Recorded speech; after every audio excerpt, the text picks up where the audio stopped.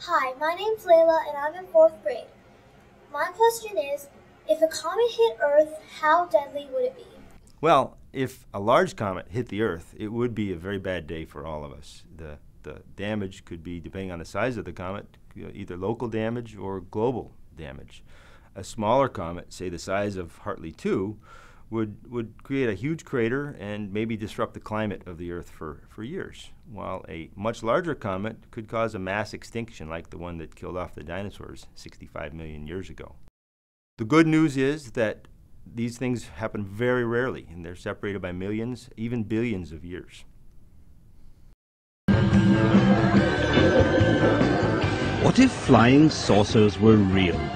What if Hitler had a saucer and planned an attack on New York? What if America developed a radar-invisible flying saucer and the CIA used alien invaders as a cover for top-secret military experiments?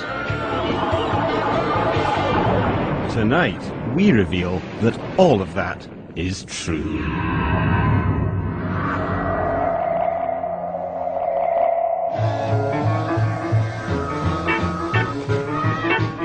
For 50 years, the world has been flying saucer crazy.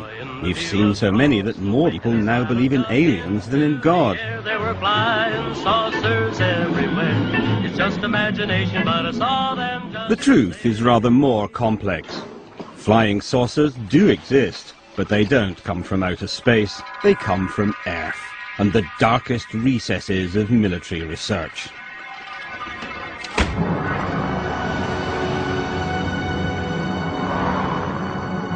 It all began in 1932 in Bucharest, when this man, a flight engineer called Henry Coanda, made an extraordinary discovery using a disc-shaped flying object. One of the first people to see Coanda's experiments was then a 20-year-old aeronautical student called Radu Manikatide. The saucer rose to the ceiling and remained there. I thought it was something extraordinary. It would never have crossed my mind. You know, I was only used to the idea of normal flying. Young Radu had just witnessed the world's first flying saucer. And this is how it worked. If you draw air down onto a curved shape like a saucer, it follows the surface of that shape. By literally sucking the air from above his saucer so it flowed round and underneath, Coanda found he could both lower the air pressure above and raise it below, causing the craft to levitate. This became known as the Coanda effect. It's the principle at the heart of saucer flight. It was a very simple idea, but of course you had to have thought of it in the first place. Then something happened that was to change the entire course of saucer development. In 1939, war broke out, and the world rushed headlong into a search for new weapons and new ways of deploying them. Coanda's simple idea was about to have its day. Nazi technology chief Werner von Braun led the development of new weapons from his top-secret headquarters in Peenemünde in Germany.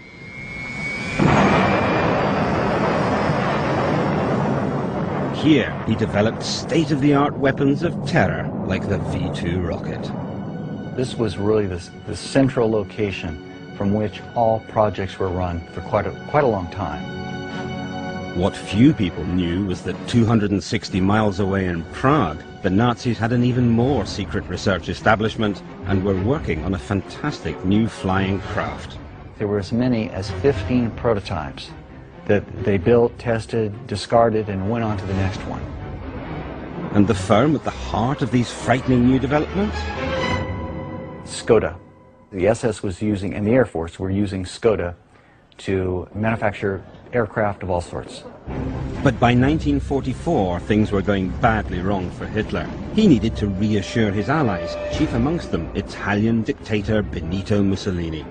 Hitler told Mussolini he had spectacular new aircraft that could change the course of the war. He called them his Wunderweapons. In July 1944, Hitler invited Mussolini to Germany with his chief advisor on weapons technology, Luigi Remersa. Later, Remersa was taken to the top-secret Skoda base where the new aircraft was being developed. Today, Luigi Remersa is 84 and living in Italy. He has agreed to describe what he saw that day. Yes, I saw it. For me, it was something exceptional. Round with the central cockpit made in plexiglass, and with jets all around it that made up the means of propulsion. Luigi Remersa had seen the world's first production flying saucer, and it was a Skoda. Well, you see the pilot drawn in the cockpit. The pilot would drive the disc standing up. This is one of the men who actually helped create that flying saucer. His name, Andreas Epp. Epp had invented a disc-shaped flying gunnery target and sent the prototype to the Luftwaffe High Command, suggesting it could be adapted for manned flight. In an interview recorded before his death in 1997 and never broadcast until now, Epp described how he began to suspect his designs had been stolen. I kept hearing reports that people in Prague were working on the construction of flying discs and that progress was being made. Furious over being sidelined, Epp drove to the Prague test ground to find out what was going on. I had my Leica A camera with me. Then suddenly I saw a flying saucer. It had no wings, absolutely none. I took a photo and wound on the film, but it was already directly over me. Then I took a second photo, and I could see it was a flying saucer. Epp was devastated by what he felt was the theft of his saucer. UFO, where did you go? Will you be back? I don't know. Twinkling, twinkling, flying high, like an ashtray in the sky. Epp would get his own back later, but in the meantime, the Germans had a flying saucer. It actually flew and flew pretty well. This is what the German saucer looked like. It was based on the flying saucer principle, the effect discovered by Henry Coanda, whereby the ship created an area of low pressure above it and literally sucked itself into the air. But it combined this with other new technologies, such as the helicopter and the jet engine. It was fast, versatile, and could potentially carry a heavy payload of bombs underneath. But perhaps most important in a country which had lost so many runways to Allied bombing, it could take off vertically. These saucers worked in one sense almost like a helicopter in that they had rotating vanes. The vanes would rotate underneath the saucer and were powered by a jet, the same jet that moved the saucer forward, would be directed up to spinning these vanes to give it lift. They were to be used as a bomber. Every machine built in those years was a war weapon. What was to be the final battle of the Third Reich. According to Remersa, an increasingly desperate and deluded Hitler plotted to use his secret new weapons in a devastating attack on New York.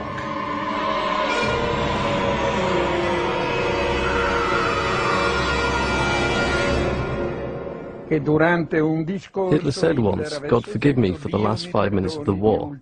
He wanted to unleash the weapons they'd developed. It never happened, of course. The Russians were advancing on Prague, and while the German rearguard fought desperately on the streets, the scientists in the Skoda plant tried to destroy the evidence of their research. The pressure of the enemy was unbearable, and the airfield was blown up with dynamite, and the saucer blew up with the rest of the equipment. They pushed the saucers from their hangars onto the tarmac, put explosive charges in, and blew them up and let them burn right there on the tarmac in front of everyone. They destroyed the saucers themselves, but the Nazi scientists who built them had survived, and the victorious Allies turned on each other in a fight to get them. So who would win the race for the secrets of the saucerman?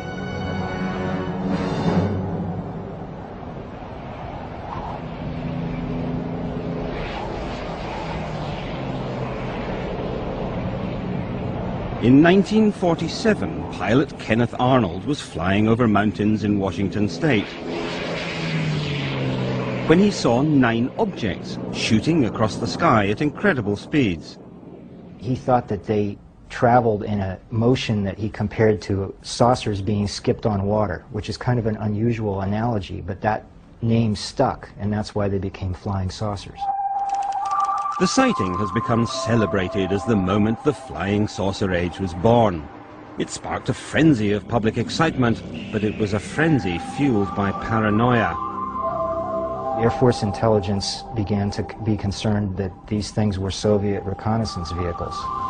Because this was the start of the Cold War. This coalition was to be torn asunder. The allies of the Second World War were now enemies. Already an iron curtain had dropped around Poland, Hungary, Yugoslavia, Bulgaria. In public, West and East mounted huge displays of their biggest and best military hardware. But there was a secret war too, a ruthless competition to acquire Nazi science and Nazi scientists. Whoever controlled this technology after World War II would really be ahead militarily. So there was a scramble between the Allied powers, the Russians, the French, the British, even though they had been allies, to obtain as much of this technology as possible for their own side. And that's why the US government was so alarmed by the saucers seen by pilot Kenneth Arnold. As this secret document shows, it meant Russia had acquired German flying saucer technology and was building them. The Germans had been so far in advance of the United States, they thought that if the Russians had captured scientists or installations responsible for these secret weapons, that maybe the Soviets were now ahead too. The Americans were right. The Russians were building saucers, and to help them, they'd spirited someone very useful from Germany, Andreas Epp, the German saucer engineer. Immediately after the war, Andreas Epp decided that he wanted to work in the Soviet Union. So he moved to Rostock and was contacted there by Soviet agents. And the Soviet agents seemed to know who he was. And of course, Epp liked this a lot because somebody was acknowledging that he actually was of some value, and whereas before he had been minimized. I thought to myself, I have to carry on. I owe it to the people who worked on it. And I started to build a flying disc. Epp worked primarily on the steering mechanism of the Soviet saucer. His specialty was the guidance part of this type of saucer. In other words, making it respond to controls, linking the controls to the saucer movements itself. According to Epp, the Russian saucer was extraordinarily maneuverable, but it was also versatile, and it had to be. It was a jet, and they wanted something that they could use, interestingly enough, in polar regions.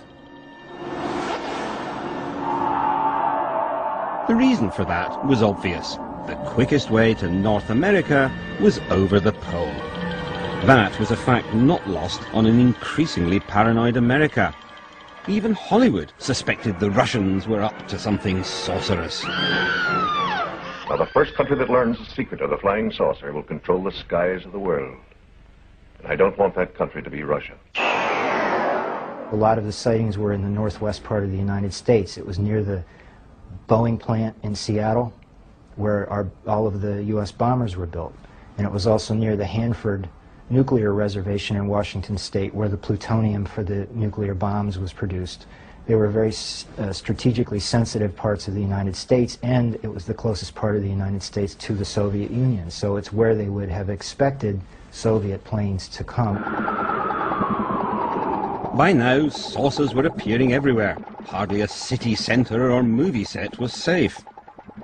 The government needed to put a lid on the speculation. And to do that, their psychological warfare experts came up with an elegant two-part plan. First, a scene. And that it is time that world governments officially acknowledge. A backup, they'd set rumors flying that the saucers came from outer space. I delivered the message. Now what? The plan was launched at a press conference in the Pentagon. It was July 1952, and a definitive moment in the history of spin. This is Major General John A. Samford, Director of Intelligence, United States Air Force, who conducted the conference. Samford's job was to deny there was anything significant about the reported sightings. It does not contain any pattern of purpose or of consistency that we can relate to any conceivable threat to the United States. To argue the alien invader theory, they put a pulp magazine writer, retired Major Donald Kehoe, on the same platform as the Major. Major Kehoe, as author of the book Flying Saucers Are Real, what is your opinion of these new sightings of unidentified objects? With all due respect to the Air Force, I believe that some of them will prove to be of interplanetary origin. It was very clever and very simple. Now, anyone who saw a military saucer would be encouraged to believe they'd seen an alien. It was about 40 feet long, And the rest of us would laugh at them. I saw it for so many minutes that I can't deny what I saw. The press loved the alien story and ran it with enthusiasm. The very edition of Life magazine, which launched Marilyn Monroe as a star, also launched the career of many a monster from Mars.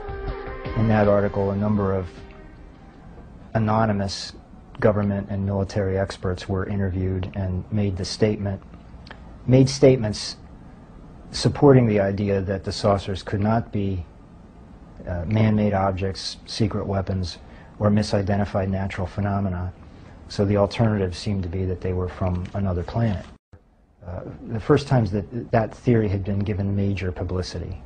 Never before has the screen reached such heights of excitement, breathtaking spectacle. Donald Kehoe's writings directly inspired the most classic saucer movie, Earth versus the Flying Saucers, made by legendary Hollywood animator Ray Harryhausen.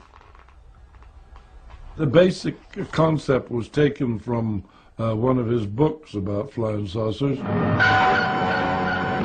I understand that the government has made a lot of experiments with round flying objects, and which they kept quiet, and so they probably encouraged the idea that they were aliens from outer space.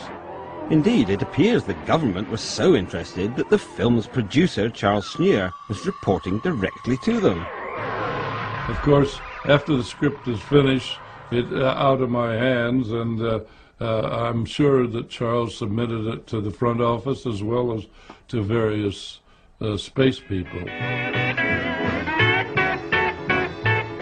Oh, here they come. Oh, there they go. But while American citizens looked to the skies with varying degrees of concern, the men in black were looking closer to home. They were desperate for their own saucers, and just like the Russians, they were looking for former Nazi scientists to help them. When the Nazis surrendered in 1945, the U.S. military was worried about the German scientists falling into the hands of the Soviets.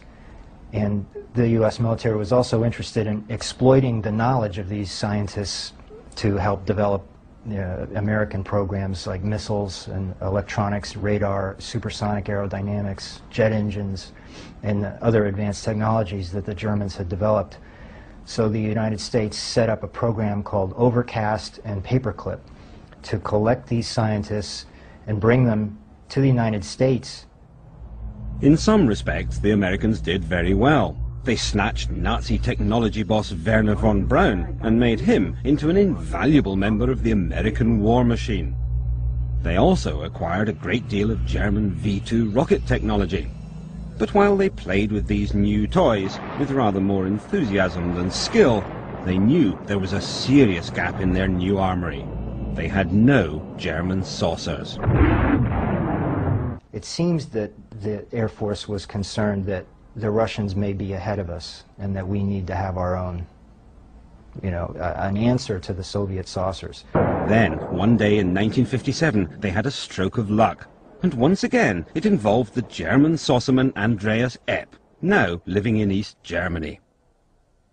At some point, he had a falling out with life in Eastern Germany. I don't know what it was. It may have been a divorce. Anyway, he ended up in the West, and he crossed the border then and said, "Hi, here I am. I was spying for the Soviets, and I want to tell you everything I know." And the Americans immediately threw him in jail and began interrogating him. And while he was in jail, he started writing and drawing from memory what he had done for the Soviets, the Soviet saucer plan, and what it was going to be used for. With the help of Epp and others, America's saucer program began in earnest.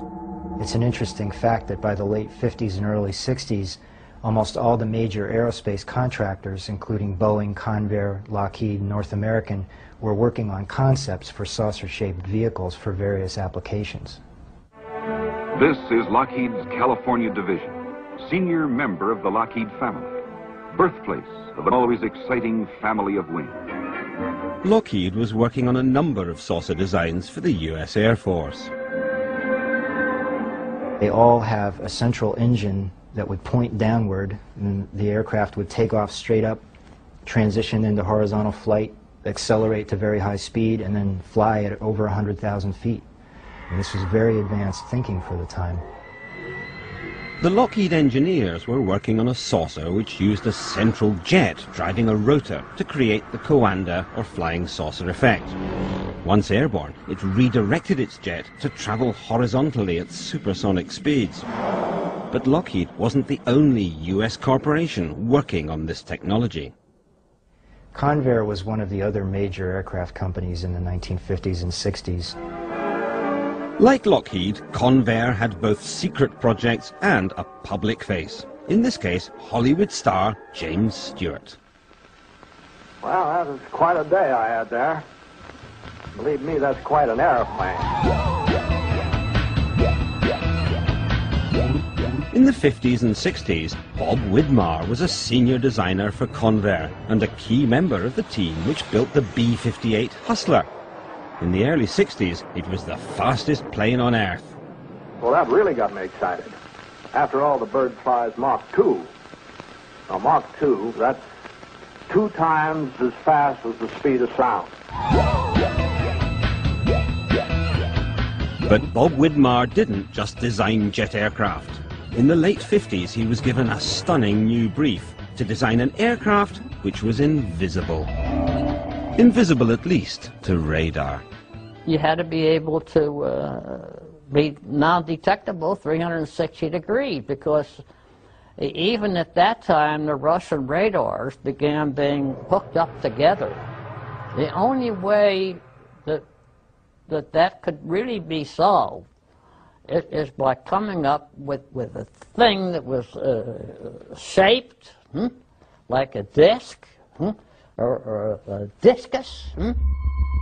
In other words, Bob had to build a flying saucer, because the military had realized that a flying saucer would make a perfect stealth craft. Conventional planes are detectable by radar because surfaces at right angles to a radar beam reflect back. A disc or flying saucer, on the other hand, sends back diffuse and confusing signals.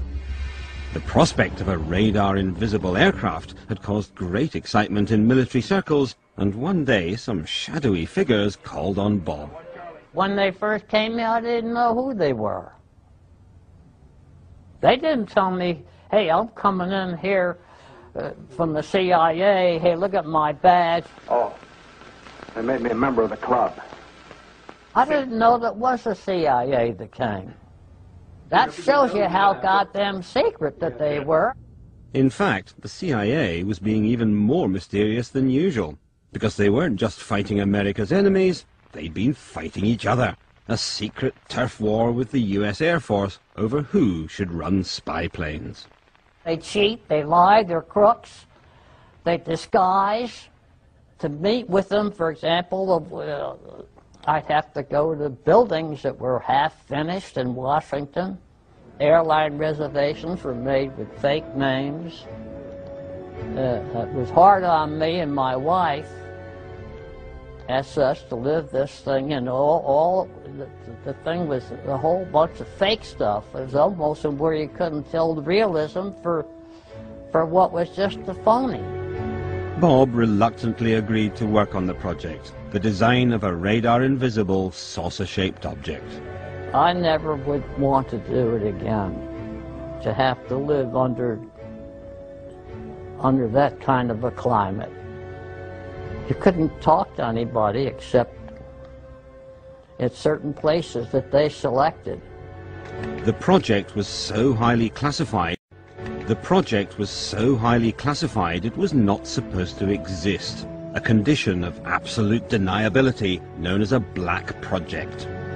There's all kinds of black. I'm talking about the extreme black. I have lived through the extreme black. Bob's project has never been declassified, and the CIA removed all his records and designs. Well, I guess that just about sums up the story. Or does it? Because while the CIA was keeping Bob in the dark, another craft was being brought into the light.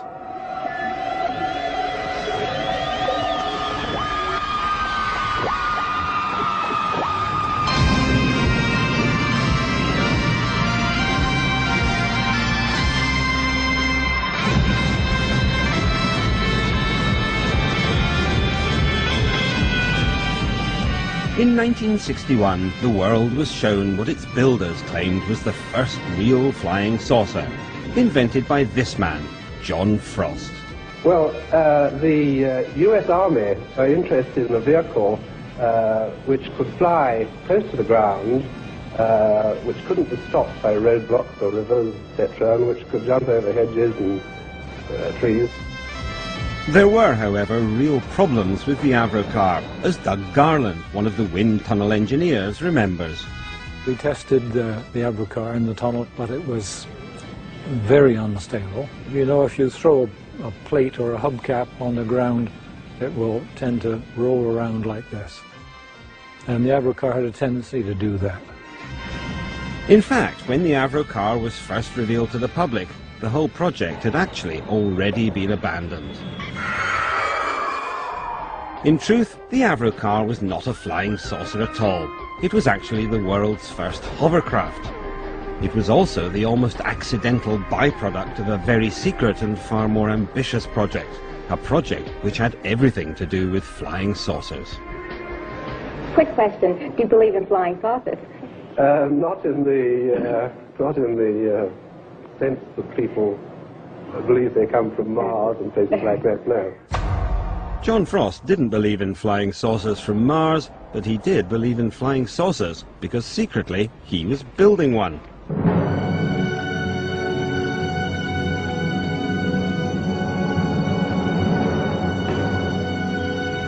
This film has never been seen by the public before. Made strictly for the eyes of security-cleared military personnel, it records the work of Avro's top-secret Special Projects team, led by John Frost.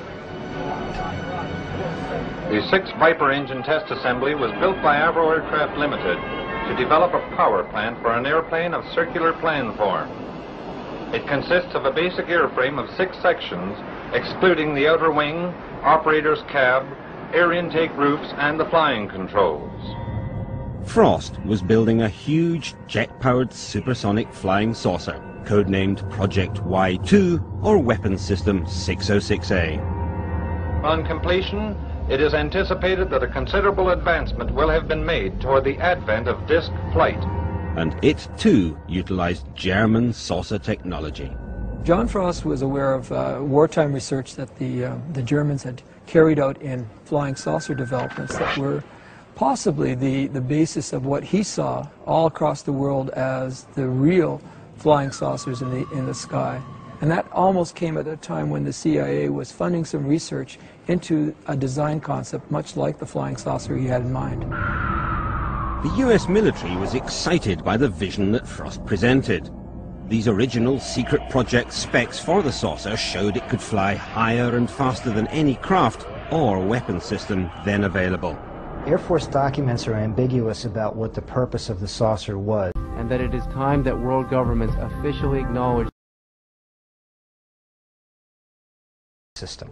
Given the performance that Avro thought they could get from this vehicle, it would be able to evade any defenses and, attack any other plane with impunity.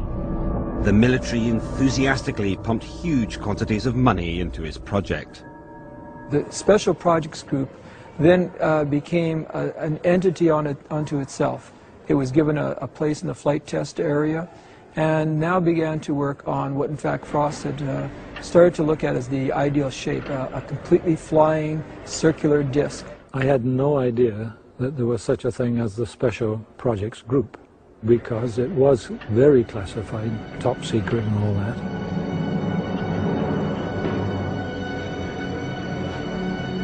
Oh, we had guards at all the entrances all the time, and you had to have a special badge, with a special colored dot on it to allow you into the special projects area.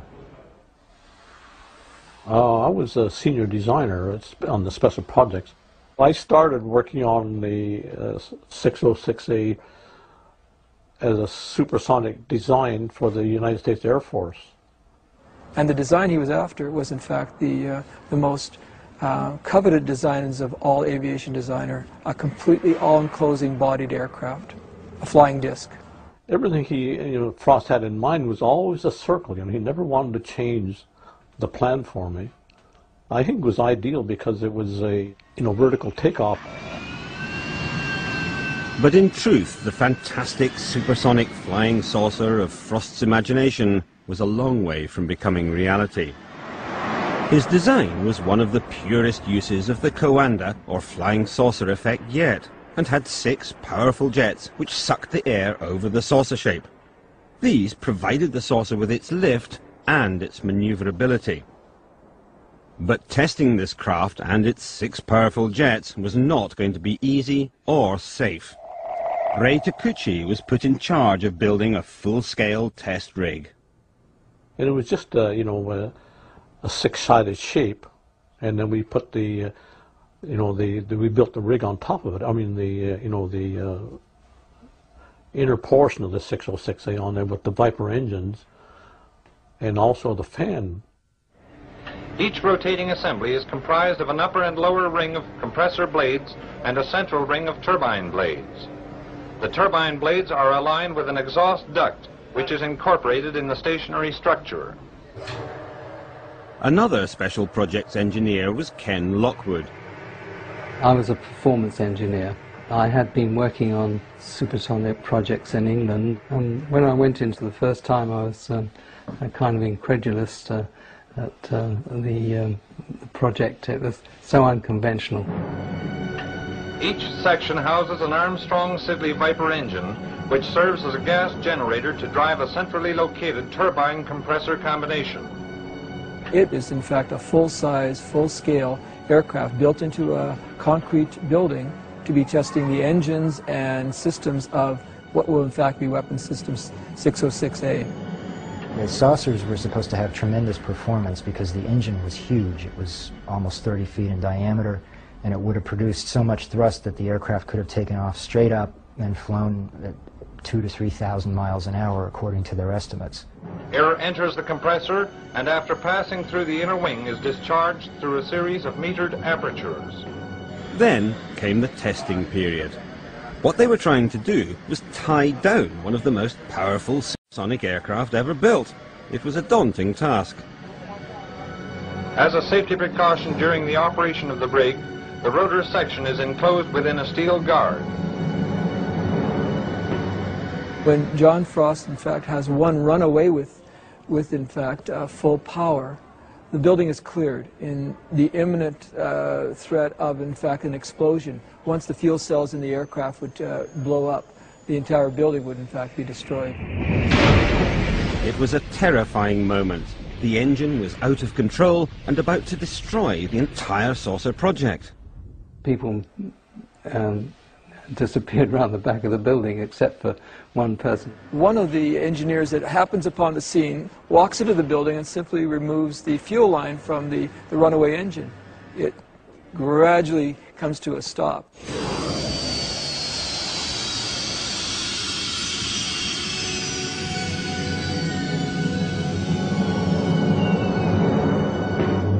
After that, it was deemed rather dangerous to run it, so they abandoned that. But things were also beginning to go badly wrong for the Avro Corporation itself. In 1959, its main conventional contract, a massive project to build a supersonic jet, the Arrow, was suddenly cancelled and the company went into financial meltdown. John Frost was removed from his own project. The maverick genius behind the Avro flying saucer left the company forever and moved with his family to New Zealand. But the American Air Force were far from happy. They still wanted a saucer, and if Avro wouldn't build it for them, they'd have it built themselves. John Frost's supersonic flying saucer, like so many others, was about to disappear into the blackest recesses of the American military machine. Well, last I heard was 606A went to Bell Aircraft in Fort Erie, I believe it was. From then on, all that remained was rumours. In the years following the disappearance of Frost's saucer, sightings, many laughably unconvincing, continued to grow. But some turned out not to be a product of fevered imaginations at all. The CIA's U-2 spy plane was a classic black project. It operated in absolute secrecy for over 8 years and would have remained secret to this day had it not been for the dramatic events of 1960, when U-2 pilot Gary Powers was shot down over Russia and then held for 2 years before being traded for a Russian spy. And the CIA's own history of the U-2 program makes the statement that, quote, 50% of the UFO sightings were caused by the U-2. The U-2 flew on the edge of space, higher than anyone believed a plane could fly. Hardly surprising then that any glimpse, particularly from another plane, would provoke wonder and fear. But if the U-2 debacle proved one thing, it was that unless your secret craft actually crashes, alien flying saucers make a fantastic cover story. And if your secret craft actually is a flying saucer, you can keep the pretense up for years. You frighten me when you talk like that. Frost's saucer disappeared into the intense blackness of official secrecy. And America's amateur UFO spotters moved up a gear. In Washington, a private unofficial group known as NICAP, National Investigations Committee on Aerial Phenomena, called a news conference and reopened an old argument with the Air Force. NICAP was the main voice of the alien flying saucer theory. It was led by the pulp fiction writer who had first launched the idea at that extraordinary press conference back in 1952. 14 years later, he was still hunting aliens. NICAP's director, Major Donald E. Kehoe, a retired Marine Corps officer, insisted that the Air Force knew more than it was telling. We are being observed by some type of device which is ahead of us, far ahead of us, and is probably controlled by a highly advanced superior civilization. And for the umpteenth time in as many years, the Air Force, called before a congressional committee, said it was hiding nothing. Air Force Secretary Harold Brown. We have not been hiding anything. It all seemed so straightforward. The amateurs accused the military of covering up an imminent alien invasion, and the military deny it.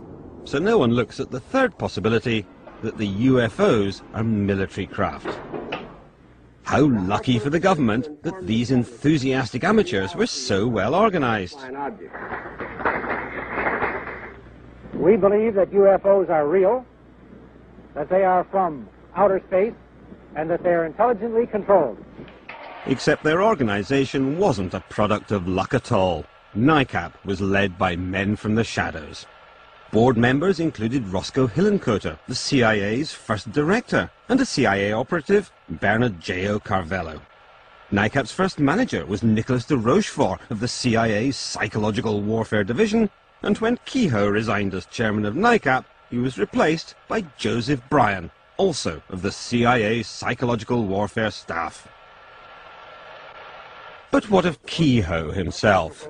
These things were interplanetary spaceships. Was he a genuine believer in alien flying saucers? Or did he have any connection with America's military research into German flying saucer technology? One man who might know was the German saucer engineer Andreas Epp, who'd gone over to the Americans. In an interview recorded in 1997, he came up with a remarkable answer to this question. Do you think the Americans wanted to keep your flying disc secret? From the beginning, from the very beginning. Major Kehoe was at the Pentagon, in the UFO department, and they found out that Germany was building flying discs. But whoever was behind the campaign to propagate the alien myth, it was spectacularly successful. Nowhere more so than in the land of dreams, Hollywood.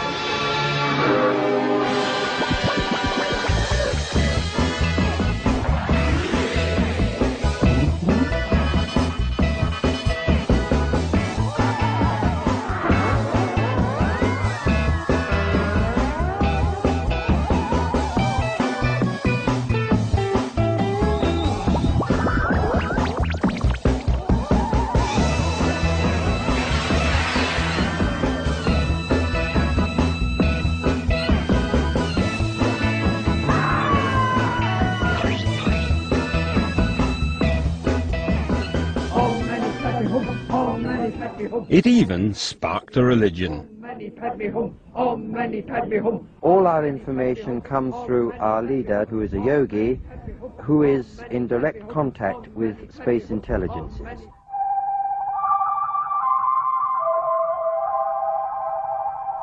We are your friends. We are your friends.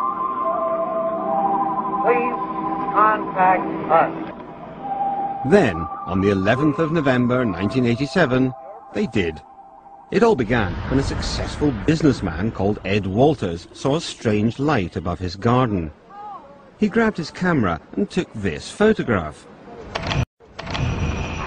It was the first of dozens of sightings over the next few years. Oh my God! I'm gonna follow it down. I'm gonna follow it down. When the still pictures were enhanced, they seemed to show something that looked remarkably like flying saucers. The saucers were witnessed by hundreds of people, from policemen to priests. Look! Some more excitable witnesses even suggested they'd met the aliens. But then one man saw the photographs and reached a rather different conclusion. And he knew exactly what he was talking about. It's those doggone saucers again.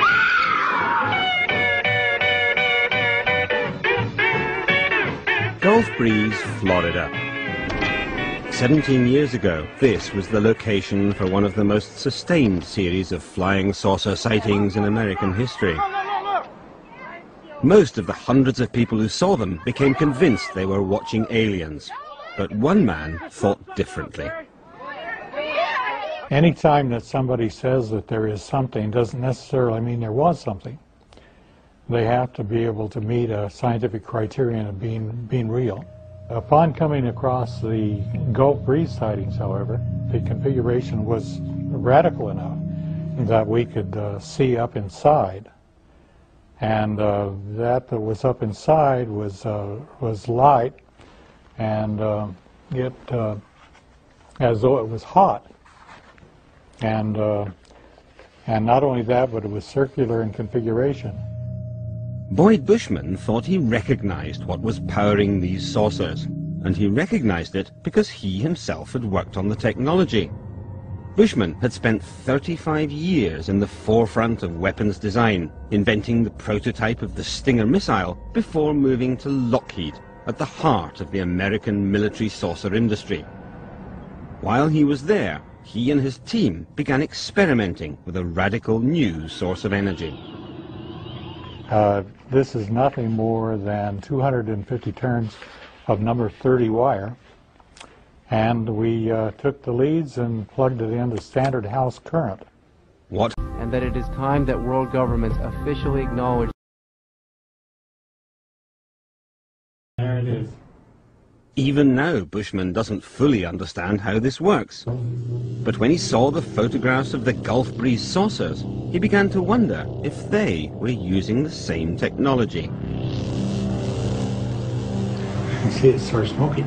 This experimental coil is extremely dangerous and becomes very hot within seconds. But Boyd believes that explains the white glow inside the Gulf breeze saucers, which he thinks are unmanned drones. If you modify the voltages and the frequencies, this configuration may well fly. In fact, should fly perfectly well. And we believe that that's what the people in the Gulf breeze experiment did. So who were those people? He believes the saucers are another top-secret project developed by the U.S. military. It was probably nothing more than another branch of us. We have many, many little caveats of top-secret areas. I've been in many of them.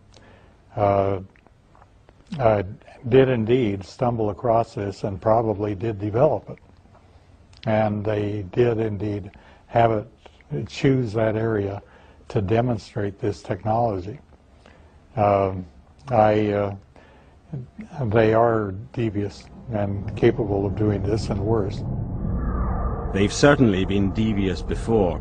In the 1970s, there were a series of dramatic sightings of UFOs, but these were different. Many seemed to be triangular rather than circular. Speculation among the UFO spotters became frenzied. But then, this man came on the scene. His name is Jim Goodall, and he is, by day, a curator at the Museum of Flight in Seattle. But in his spare time, he does something else. I go out in the desert when I have a chance.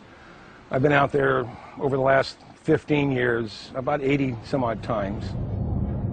Jim visits top-secret aviation sites to photograph America's covert black projects. The best way to avoid being spotted is to rent a vehicle that's neutral in color. I had some infrared suppressive camouflage netting. I put that over the vehicle, throw some sagebrush on top of it, and they look around, they don't see anything that's obvious. In 1988, Jim took a photograph of a craft that had been shrouded in the blackest secrecy for over 10 years. I had my cameras out. I heard something take off. I saw a T-38 in the air, which I identified. And then over my head came an F-117. The F-117 is the stealth fighter. For over a decade it had been flying in the skies over America, any sightings conveniently explained away by the alien myth. I went through a 36 exposure roll of Kodachrome, and I had, I think, 2 frames that weren't fuzzy or blurred. I was shaking so much. It was one of the more exciting times of my life. What I shot was this, this image right here. With this photograph, Jim revealed the truth of the triangular sightings. If you look at an F-117 head-on, it looks like a flying saucer. So if you can't identify it, it's an unidentified thing. So if you don't know what it is and it's in the air, it's a UFO, an unidentified flying object. In the years following Jim's photograph, the flurry of triangular sightings abated, but the sightings of circular craft did not. Just last month, the Mexican Air Force released some extraordinary UFO footage shot by their pilots using infrared imagery. Bizarrely, although 11 craft could be seen, only 3 registered on radar. So, have the real aliens finally arrived? Or could these saucers too have something to do with the American military? Now, a dear friend of mine was named Ben R. Rich. He replaced Kelly Johnson at the Lockheed Skunk Works. And about 10 days before he died, I was speaking to Ben, but he told me, he said, Jim, we have things out in the desert that are 50 years beyond what you can comprehend. They have about 4,500 people at the Lockheed Skunk Works. What have they been doing for the last 20 some odd years? They're building something. Dad, when you're out there, did you see anything? Let's not start that flying saucer nonsense.